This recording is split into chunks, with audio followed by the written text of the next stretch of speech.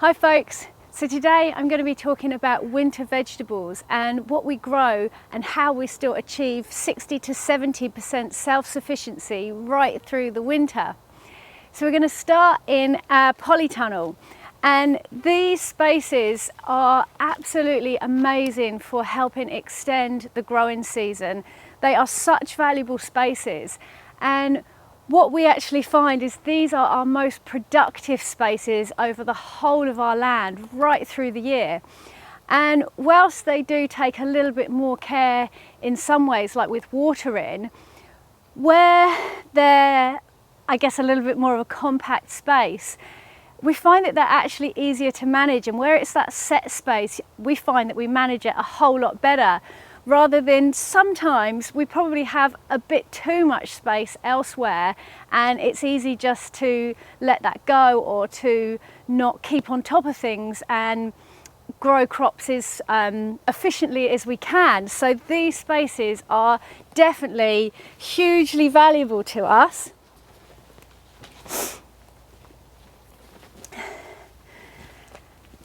And over the last couple of weeks, I have just been planting up all of our winter crops in here. And so down through the middle here, I have got lettuces, herbs, and Chinese cabbages mainly. And these were sown from seed on the 24th of September. And then I planted them out in here barely 2 weeks ago on, I think it was the 21st of October. And I cannot believe how much growth these little plants have put on in literally just under 2 weeks. So I'm really happy about that. And actually, from some of the plants down the very end where we've got fast growing things like Mizuna and some of the Chinese cabbages, we've actually started picking a few of the smaller leaves off already, and it won't be long until we can start getting some small salad leaves from some of these, particularly like this salad rocket here. This is coming along really fast now. So yeah, really happy with that. And these crops we'll be harvesting right through until May, when we clear this polytunnel out and start planting our summer crops again. So hugely valuable. And then down this side, this I planted about a week later. I think this was on the 29th of October, but these plants were sown on the same date, the 24th of September, which was a little late actually. I ideally could have sown these seeds about a week earlier.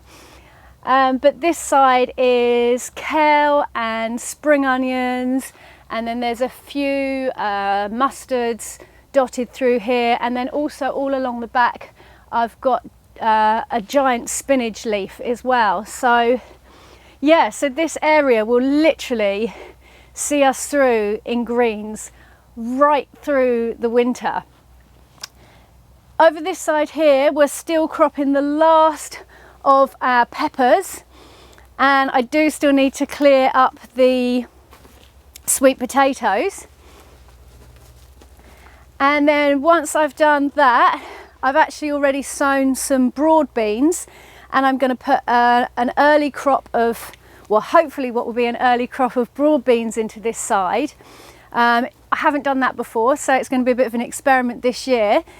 Normally we harvest broad beans around the end of May, beginning of June from our outdoor sowings, but I'm hoping that this will give us a harvest right at the end of the hungry gap around April, very early May, again before we clear out the polytunnel.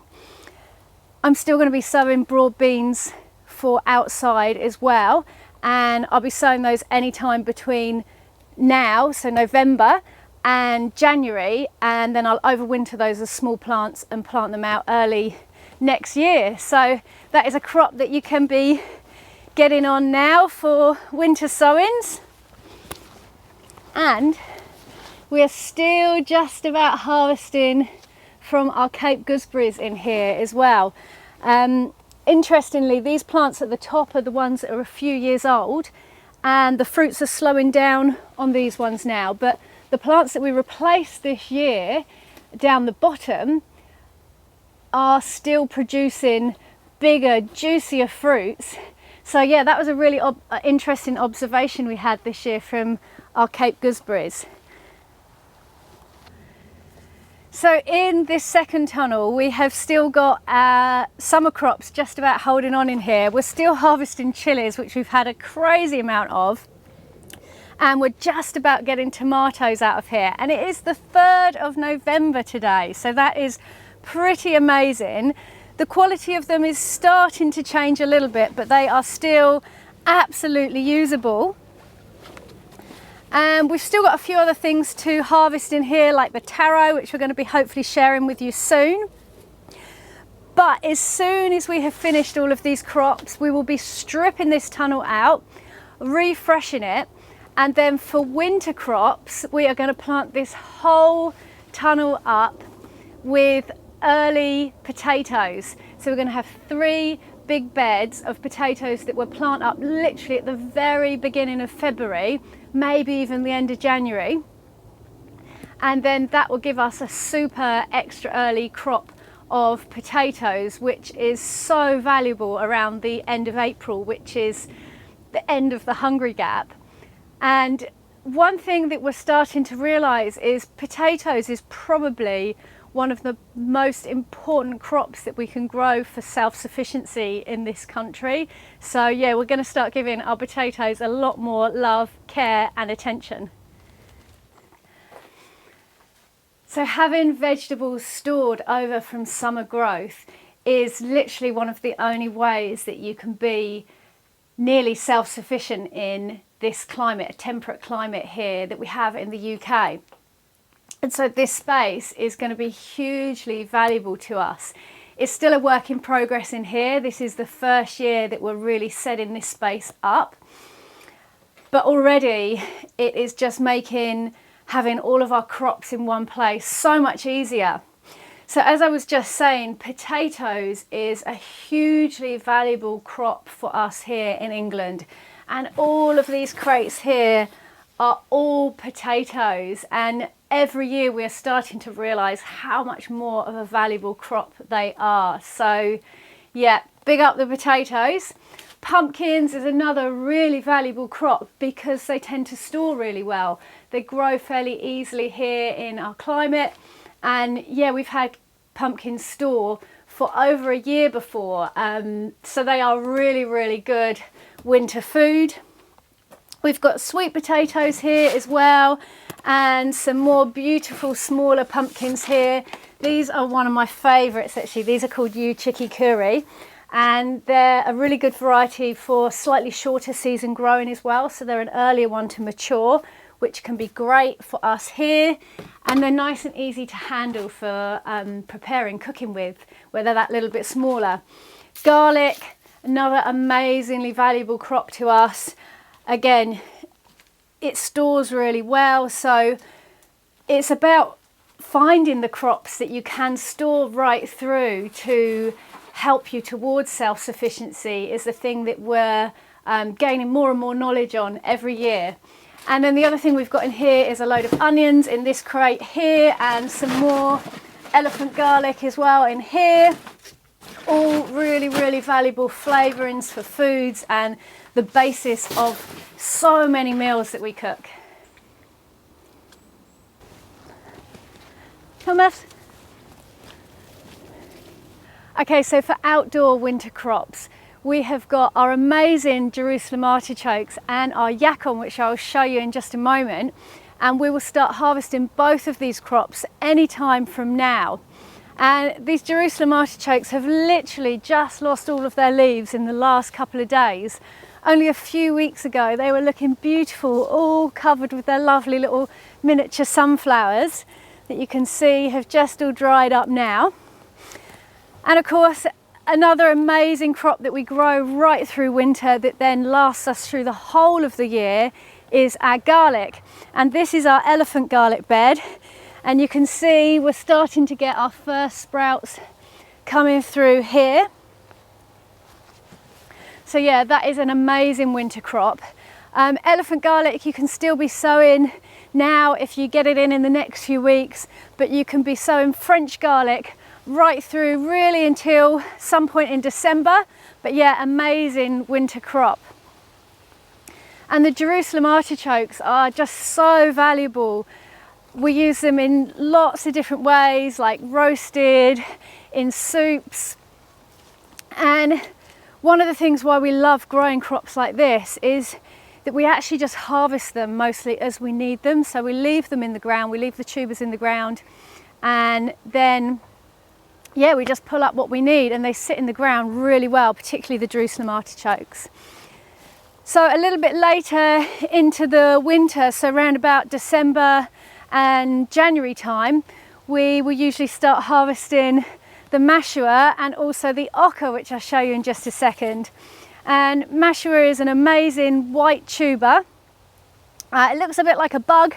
The mashua and the oca, we call these our winter survival foods. Well, all of these tubers actually. The leaves of the mashua, these are also edible, so we could be putting these in salads still. They will die back as soon as we get a little bit more cold here. But yeah, the oca has grown amazingly well this year. And Murphy's there stealing carrots as usual. I saw you, Murph. I saw you rummaging that bed. You had to steal the big ones, didn't you? So the oca has grown really well for us, and it's had its lovely little yellow flowers on it. It's just starting to turn a bit now, but hopefully we will have a good harvest of oca from this bed.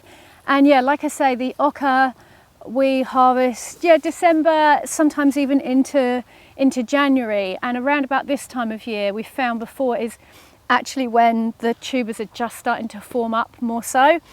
But love it. I love the bright pink oca, they're my favourite. Nice little tubers, easy to handle, and a beautiful zesty lemon flavour that they add to meals. And then for our last favourite winter crop,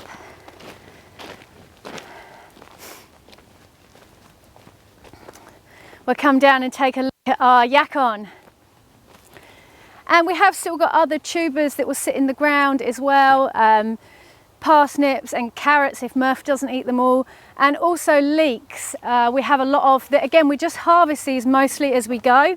It's not always ideal in some situations, like with the carrots, they do tend to deteriorate a bit, but hopefully going forward in the future, as we get our storeroom more organised, we will do bulk harvests of some of the roots and tubers and try storing them in crates a little bit more as well, and just see what works for us best.